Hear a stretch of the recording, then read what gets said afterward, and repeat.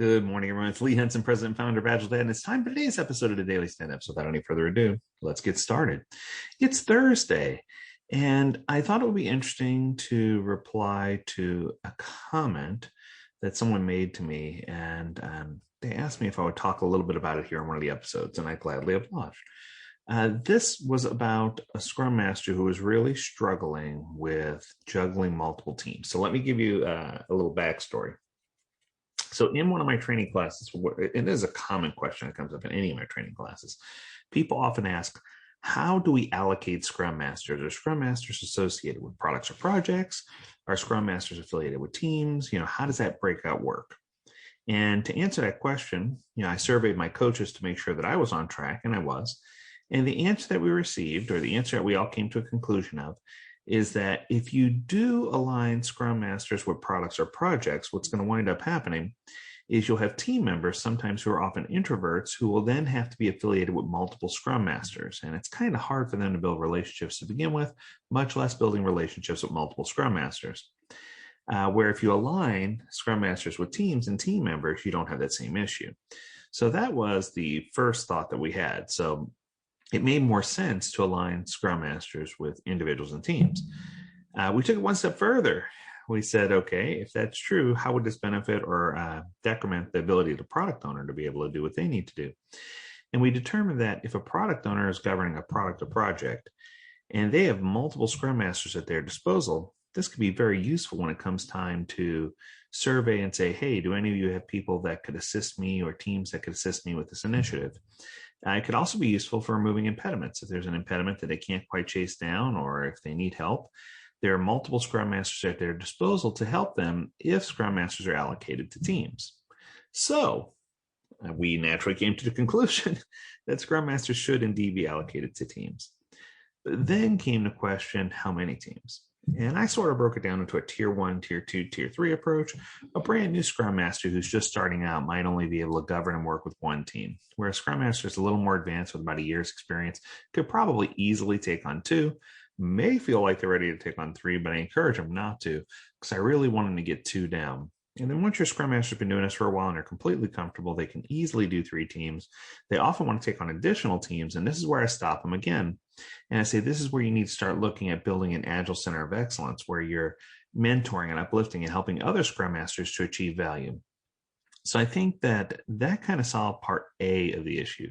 Part B is that once the Scrum Master got to the point where they were doing 3 teams, she came to me and said, okay, I feel like I'm in a circus. So what do you mean? She goes, I'm constantly juggling things.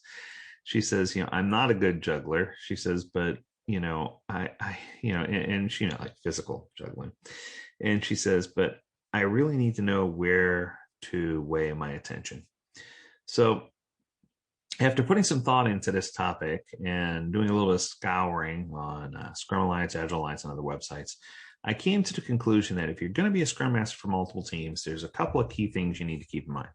Starting with, you need to remember the manifesto where it all started. I know that sounds kind of hokey because it's 20th anniversary of the manifesto, but it talks about remembering the people of a process, individuals and interactions over processes and tools.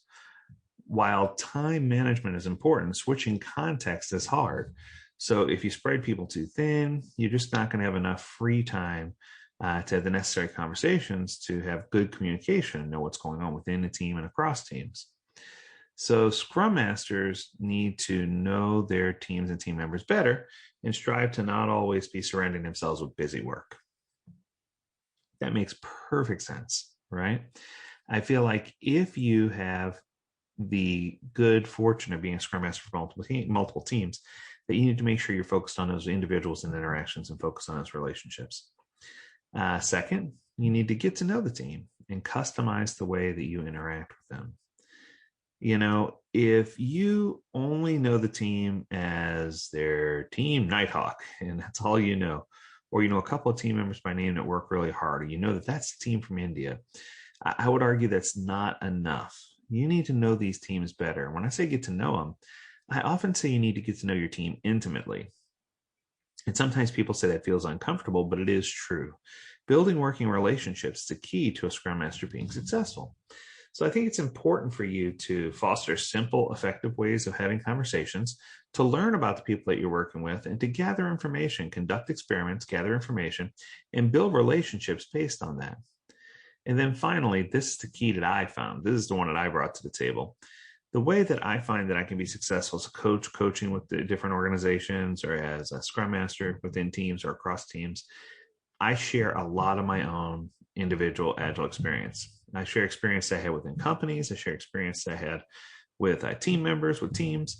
And what I found is that when you can tell a story and build on that story, and you can share your experiences, the organization and the people tend to lean into trusting you more, and they tend to call on you to help solve problems.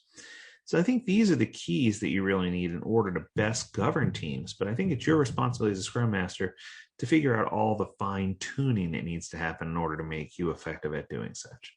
Well, I hope this episode was useful to you. I hope you learned a lot. As always, we encourage you to visit agiledad.com, where you can learn more about this topic or many others. And if you have something you want us to talk about on a daily stand-up, reach out to us. Don't hesitate. Learn more at agiledad.com. We'd love to hear from you, and we'd love to hear what you'd like to talk about. On behalf of the entire team at AgileDad, we encourage you to stay healthy, stay well, and stay agile, my friends. Until next time, do take care.